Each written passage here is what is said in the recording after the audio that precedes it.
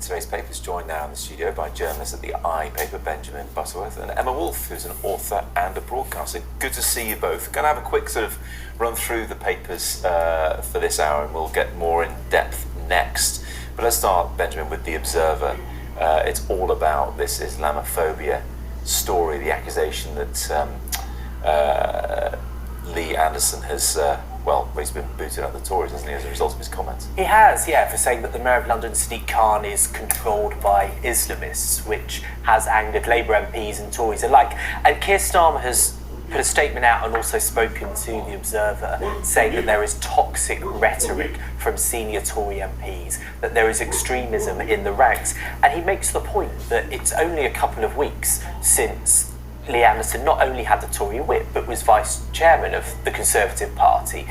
And I think this is Keir Starmer firmly trying to place his tanks on their lawn, because he's had this nightmare, quite reasonably I would suggest, with his candidate in Rochdale, where Rishi Sunak really went for him about the hypocrisy of failing to deal with anti-Semitism to the extent he claims.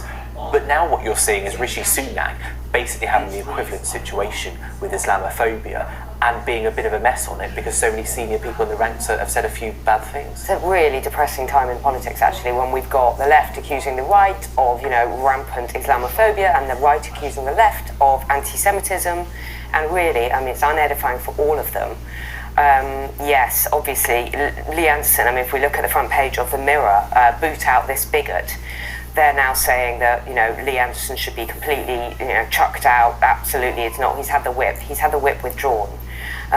People are calling his comments incendiary, inflammatory. It's standard Lee Anderson.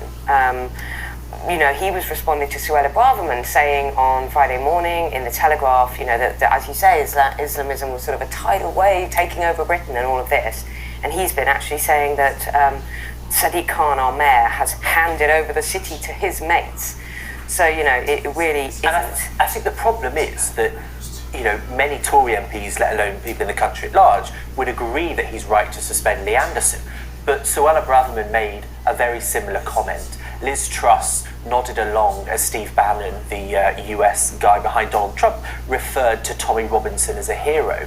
And so you've got very senior, very popular people within the Conservative membership who are saying similar things. And I think it's a real test of Rishi Sunak's leadership. But I also think that they're bringing something up which needs to be addressed, which is there is a sense, especially in London, especially with weekly protests, thousands of people, that there is a sense that on some sides that there is softer policing, that there is people getting away with. Of course, most people on pro-Palestinian protests are absolutely peaceful, and they want to be there to demonstrate their support for the people suffering in Gaza. But you also have people there who are carrying, intimidating and offensive slogans. You are seeing a huge rise in anti-Semitism across the capital and across the UK, and I think that needs to be addressed.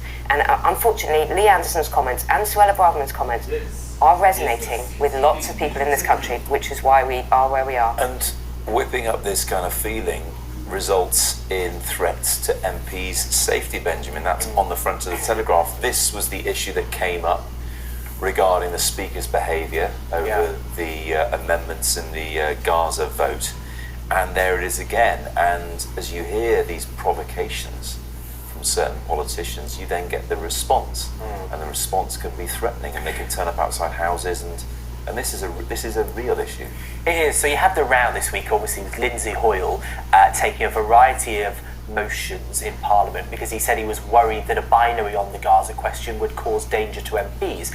Well, now it's turned out in the Telegraph that there's been a significant rise in the number of threats to MPs since the Hamas attack on 7th of October, and the number of MPs actually requesting support. 3 MPs have got private security now who aren't in the cabinet.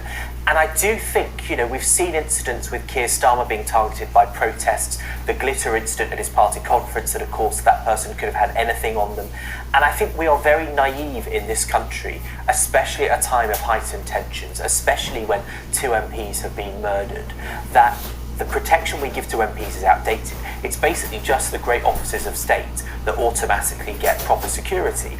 And with the rise of social media, there are lots of MPs that are very high profile, very controversial, Yes. but aren't at the moment automatically getting the protection. You would have thought after the killing of Joe Cox that this kind of thing would not be an issue anymore. But it's not just MPs taking security, it's MPs deciding, you know what, it's not worth it. It's not worth it going to into stay this. to stay in the job anymore. And you're right, and it's not attracting new talent either. And the threat and The the other risk to end. their family, the threats of, we're going to occupy your family home. There's thousands now of security devices which have been installed in MPs' homes and in their constituency offices. And yes, lots of them don't hold the great offices of state, but lots of them are and should be in contact with the public on a daily basis. And look how dangerous that was for Joe Cox, but also David Amess, who was Yes. murdered.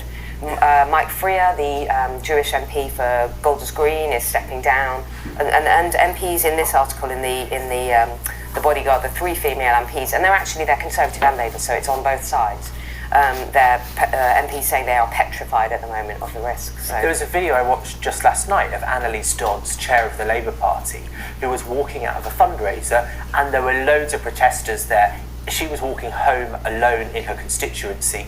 These are risks at the moment, and I think we're being quite naive in terms of protecting MPs. Thank you both very much for now. We'll talk more a bit later on. Appreciate it.